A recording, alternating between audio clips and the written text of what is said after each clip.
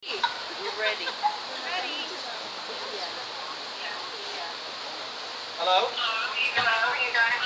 We're ready. Hello. Hi, this is Wendy. Who's this?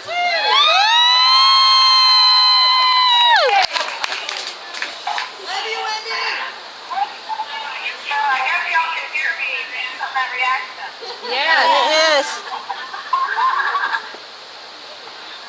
Well, I really need to be calling in. I'm sorry I'm not there with all of you.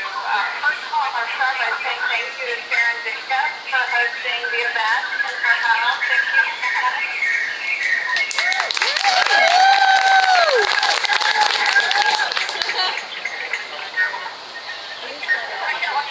Thank all of you for your willingness to come out and be at this event tonight. Of course, we are working really hard to make sure that we have a broad diversity of people and perspectives to try to help the country do what we're doing in this election. And one of the very important perspectives, of course, comes from women. And we know that in this election, we have an opportunity to elect two women at the top of the ticket in Texas for the first time in national history, actually.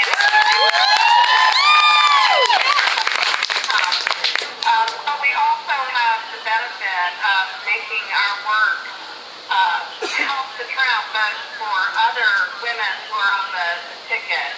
Rita Lucido, of course, who is a candidate for Texas Senate District 17.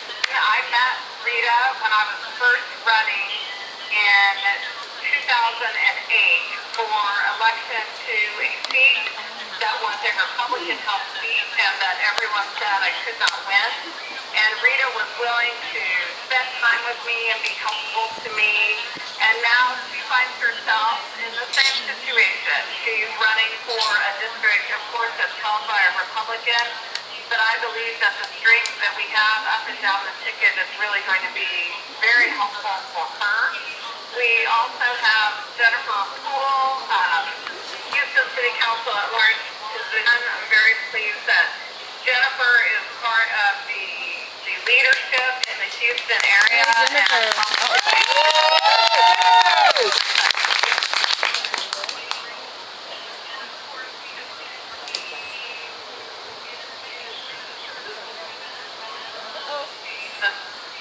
Are being heard, playing a tremendous role in that, and I congratulate all three of these incredible women for the work they're doing to shape and make our communities and our state a better place. Yeah. I also want to say a special thank you to neighborhood team leader Beulah Torgerson. Helping to organize the event tonight, and of course Sharon and her work to help organize it. It's my understanding that Beulah has been active since even before I announced, and that she has been hosting a weekly phone bank, and that Sharon also hosts a weekly phone bank and bi-weekly block walks, which is just phenomenal. And when I talk to people in the press and others who say, how are you going to win this race? This is a red state. I tell them to follow me around on the campaign for a few days, and they will see it.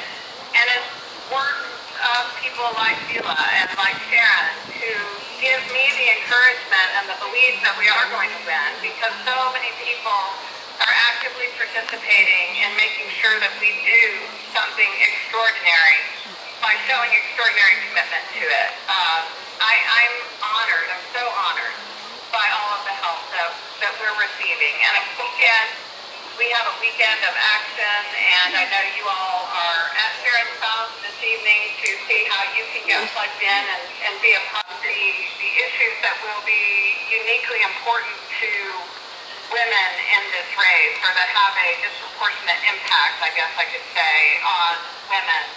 Clearly, women's health care and access to safe health care and access to reproductive services to which women are constitutionally assured.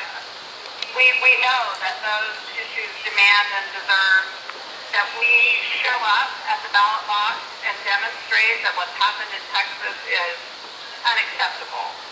But it's also important that we show our voices to put in place once again family planning and well women care that once existed in the state. When the budget cuts occurred in 2011 and when a concerted effort by Republicans in the legislature to harm Planned Parenthood occurred, we lost our federal women's health program funding.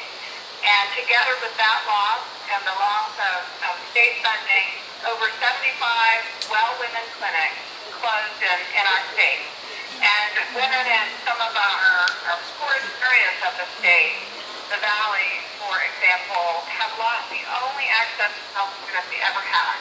So it's much larger than the issue of health care in the abortion arena. This is health care, period. And it has created very real harm. And we'll never know women who won't be diagnosed, who are suffering from breast cancer, or diabetic. We won't ever know the number of women who are going undiagnosed and who ultimately lose their lives as a consequence of political decisions that are being made in Austin. For me, that's one of the most important reasons to be involved in this race and trying to make a difference in our state. There's a very important issue with regard to women's income in Texas. We are one of only 4 or 5 states that do not provide protections for women to be paid equally for equal work. And I joined last session with Symphronia Thompson, one of our state reps. She is the dean of the Texas South, one of the longest serving members there. She and I fought really hard to pass the Equal Pay for Equal Work bill, the Texas Fair Pay Act. We both got it chambers. She got it out of the House, Republican-led House. I got it out of the Republican-led Senate. So it was a bipartisan bill. It went to the governor and he vetoed it, and Greg Abbott has said that he will veto the bill as well. As I'm going around the state and I'm talking to audiences around the state of volunteers and others, that single issue gets more applause than any other because people are very present to it and they understand why it makes no sense that we are in a state that doesn't provide those same protections for women. It hurts not only families that are headed by single women, but also dual income families who are relying on the income of women who aren't being paid what they deserve. And not only has Greg Abbott said he won't support that, but he also pays women in his office about $6,000 on average than he pays men for doing the same work. So he is demonstrating by his own example his disregard for that. And I think as you communicate with voters, whether on the phone or at their door, or people that you work with, or go to school with, or go to church with, I hope you'll make sure they understand these 2 key issues, women's hair and women's income, as being particularly pressing issues that deserve and demand that women show up at the ballot box and show that we will reject politicians who do not value us as members of the great state of Texas. And then finally, some of the more important issues that are not necessarily unique to women, but women certainly care about them tremendously. The lack of funding for our public schools. I know in Houston there have been a number of school closures and proposed closures. That all happened as a consequence of $500 million in cuts to public ed in 2011. I filibustered that cut, and unfortunately when a special session was called, it went through. And Greg Abbott is still in court defending that cut, in spite of the fact that people throughout the state are crying out against the school closures and the overcrowded classrooms and the 11,000 teachers teachers that were laid off as a consequence of that. It had very real damage, and that damage has not been unwound, and we need a leader who's going to make it her priority to do that. And then finally, I want to mention Medicaid expansion.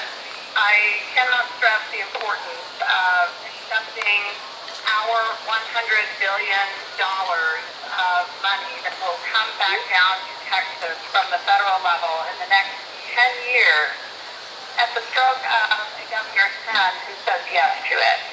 The estimates are that that money will create about $300,000 in our state, and of course will ensure between 1 and 1.5 million hard-working Texans who are working full-time but who do not have health care in their current workplace and do not make enough money to be able to purchase it even under the access that was created through the Affordable Care Act. There is Medicaid expansion dollars. These are some of the issues that I'm talking about most on the campaign trail, and I wanted to put them out there for you so that as you do talk to each other, you'll have a clearer understanding of some of the things we're fighting to achieve, and I hope it makes you feel as though your time is well spent on a cause that you know is going to be helpful to people who will never even know you. They'll never know you knocked on doors to help them or make phone calls to help them, but they'll feel the impact of your work. And I think about that every day on some of my most tired days. We are doing this for very real reasons and to help very real people. And I can't thank you all enough.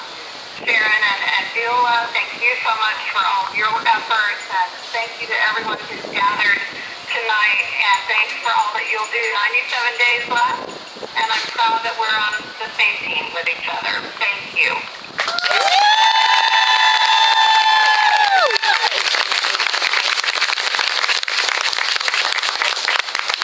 Thank you so much, Senator Davis, for calling in and speaking to this. It's really exciting and engaged crowd. This is Christina and Jennifer and one of our hostesses, Viola. And we just want to thank you so much and keep up the great work. You are inspiring so many people, especially a young generation of women who are out there working hard for you. This is their first time volunteering for a campaign. They're super